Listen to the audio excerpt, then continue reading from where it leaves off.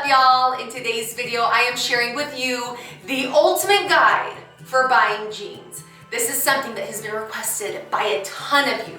So over the last few months, I've been developing this. I wanted to make it as easy and as comprehensive as possible because here's the thing. When it comes to buying jeans, there is no universal sizing. What may be a 28 at Madewell is certainly not a 28 at H&M. Instead, we want to focus on what looks the best and what feels the best. And I'm going to give you a couple tips, so let's get into it. The first tip when you are denim shopping before you even wiggle on into your jeans is to check what the fabric makeup is. And that is simply what your jeans are made of. You can find that by looking at the tag inside your jeans. And here you're gonna be looking at the cotton percentages as well as the elastane or lycra percentages. Now, the higher the cotton, the higher the quality of the denim.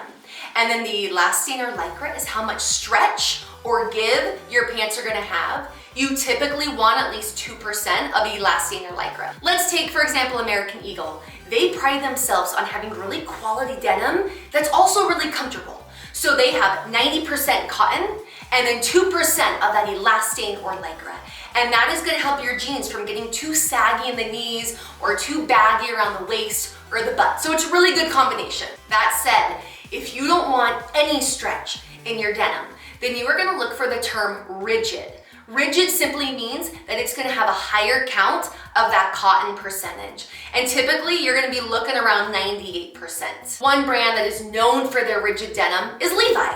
And some people love Levi and some people don't. And that is simply because it doesn't give a whole lot. You're not really gonna find lycra or elastane in Levi's. Typically when you are looking at rigid denim, you're gonna wanna size up. So in Levi's, I size up 2 sizes just because there is none of that give or stretch. The second tip for buying jeans is to round down in sizes. All right, so let's say that you've pulled 2 pairs of jeans, you tried them on and they both kind of fit.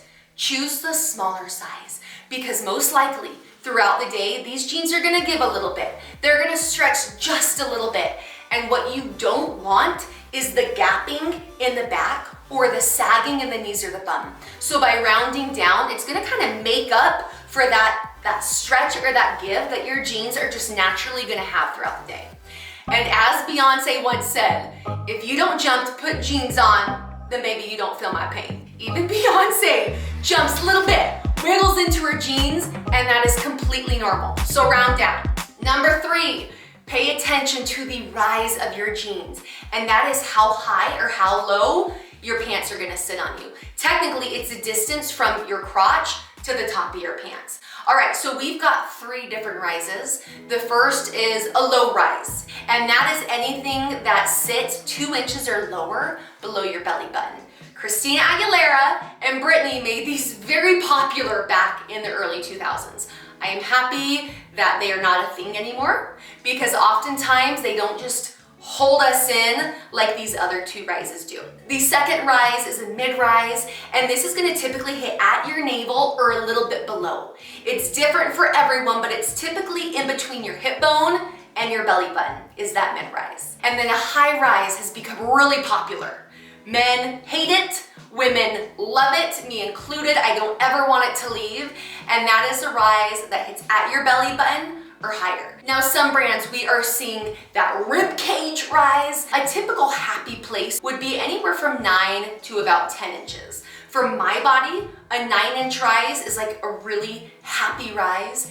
Anything lower and I just feel like I'm not zipped up and tucked in. And then anything higher just feels a little suffocating. But a lot of times it depends on your torso. Some people are longer torsoed, so they need an even higher rise, like a 10 or an 11-inch.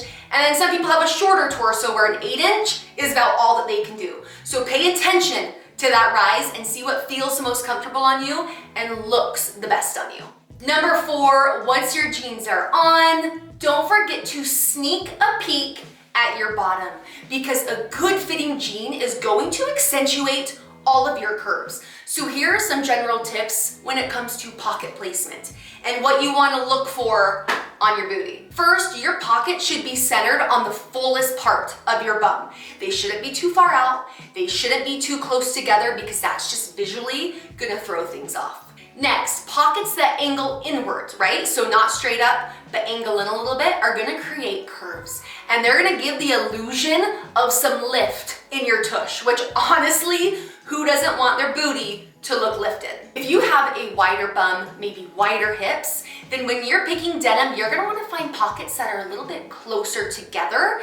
This is all about the illusion of things. So this also works for the opposite. If you have a smaller bottom and wanna create the illusion of fullness, make sure your pockets are a little bit further apart. Once again, it's all about just tricking the eye and making the eyes go outwards. All right, so we've talked about pockets going in and out. Let's talk up and down. Typically, a lower pocket placement is preferable. We are gonna want our pocket to end where our butt meets our thigh. Now, that being said, if your pocket is too low, if it goes on to your thigh or the back of your leg, then what that's gonna do is make your legs look shorter. Instead, we wanna create nice long legs. Visually, we want the eye to go up and to not get stuck at a pocket that's too low. And then if the pocket's too high, things are just gonna look weird. So make sure that your pocket ends where your booty meets your leg. Number 5, consider doubling up on a pair of jeans that you just love. As I'm sure that you have all experienced, finding that perfect denim is hard. It can be really tricky. So when I find a pair that I love, I will buy 2. I will buy one to hem that I can wear with sneakers or flats or sandals, and then I will buy another that is just a normal longer length to be worn with heeled boots or stilettos. Now, obviously, if you have a skinny ankle jean, you don't need to do this because it doesn't change depending on your heel height. But for longer wide leg pants, I do. I just like having that versatility. Now, that being said, if you have a skinny jean that you love, that you are wearing all of the time, it might not be a bad idea to double up on it. I have a pair of black Madewell skinny jeans that I've talked about before because I just love them. And I'm a little embarrassed to admit this, but I have 3 of them. Just so I can always have one in rotation while the other ones are getting cleaned and just getting a little fresh. And also so one just doesn't wear out. So I like to have that rotation going.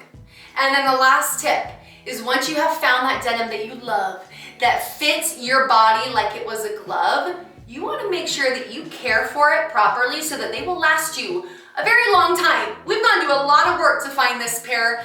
Let's make sure that we can get as much life out of them as possible. So the most important thing when you are caring for your denim is to not wash them in the washer and dryer. That is like the easiest way to shrink your pants and just to make them wear more quickly. But obviously our pants get dirty, so here are a couple tips in order to care for them and just to clean them. The first is sun and air, baby. Nothing is gonna deodorize garments better than that combination of sunlight and fresh air. So the sun's UV rays are going to dry and deodorize, and then that fresh air is gonna wick away any moisture or bad odors. Now let's say that you drop some food on your pants or you get a little pen mark on your jeans, you're gonna wanna spot clean them with detergent. And it's super easy to do, and it's way better than doing that full cycle of washing and drying. So just get a wet rag and some liquid detergent and scrub that area. Completely saturate it, make sure it's wet, and just scrub until it's gone. Once the spot is gone, make sure that detergent is gone as well with some more fresh water, and you're done. And then the last way to clean your jeans is just with some handy dandy vinegar. I have found vinegar to be like this miracle treatment. Whether I am cooking or cleaning my shower or cleaning my clothes, it does the job. So here you're gonna wanna make a combination of water and vinegar in a little squirt bottle, and then just squirt it all over your pants, everywhere. This is gonna help with deodorizing and with cleaning. Now, when you first squirt it, it's gonna smell like vinegar, which is not lovely by any means. But once it dries, I promise you, the smell goes away, and you're gonna have cleaner, deodorized jeans, which honestly is all that we want. And then, if you must wash your pants, make sure that you flip them inside out, that you wash them on cold, and that you wash them by themselves. And then most importantly, let them air dry. Don't stick them in the dryer. Doing that is gonna make them shrink up and just wear even faster. All right, y'all, that is my ultimate guide for buying and caring for your denim. I hope you enjoyed it. If you learned something new, please give this video a like. And if you are not yet part of my YouTube family, come join us. I just love sharing all of my styling tips and tricks with you. So thanks for watching, and stick around for my next video.